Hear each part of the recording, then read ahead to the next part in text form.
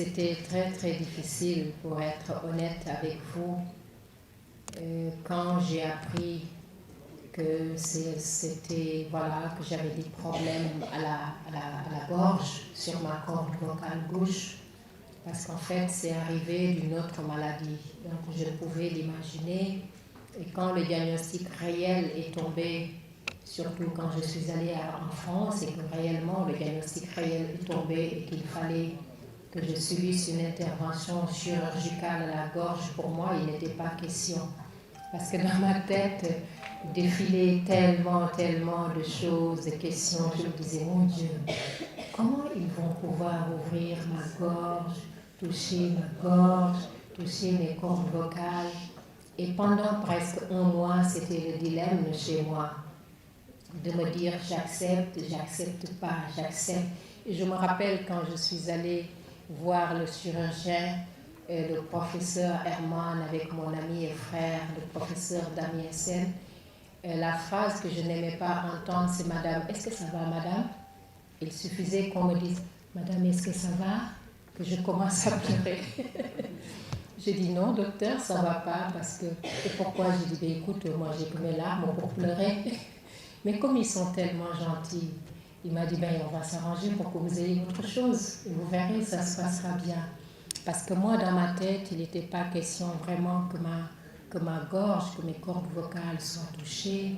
Après, j'ai demandé s'il y avait possibilité de boire des médicaments pour guérir, pour enlever, mais il a fallu tout un comité, des gens tous les jours qui viennent me parler. Mais vous allez voir, n'ayez pas peur. Parce que dans ma tête, ce que je me disais, c'est, mais si on touche mes cordes vocales, est-ce que j'arriverai à faire mes solos comme avant? Mais si on touche mes cordes vocales, est-ce que j'arriverai à chanter comme avant?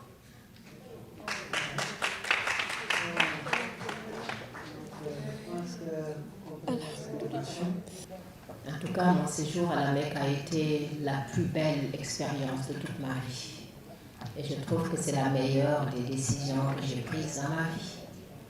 Parce que j'étais arrivée à un stade où j'avais besoin d'être plus proche de Allah subhanahu wa ta'ala. Non pas que je n'étais pas proche de lui. Moi, mes parents, je suis née à Tivaouane, je suis née à Thiès. Mais à Tivaouane, je peux dire, puisque c'est l'hôpital qui m'a liée avec Thiès. Voilà. Donc j'ai grandi dans cette ville sainte qui est Tivaouane, aux côtés de mes parents, à côté de ma mère qui a été élevée par Serigne Abdou Aziz Sy Dabakh, dont son père fut Moukhaddam. Donc mes parents m'ont élevée dans la religion, dans la pureté, dans la rigueur et le sérieux. Donc, ce qui veut dire que je pense que j'ai été quand même, j'ai essayé de remplir comme j'ai pu mon devoir de musulmane, mais dans cette expérience, j'avais besoin de me rapprocher davantage d'Allah, d'aller prier sur la tombe du prophète, paix et salut sur lui.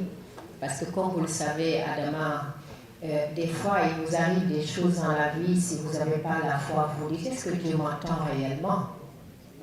Et quand vous commencez à dire cela, ça veut dire que vous commencez à sortir de la voie de la foi.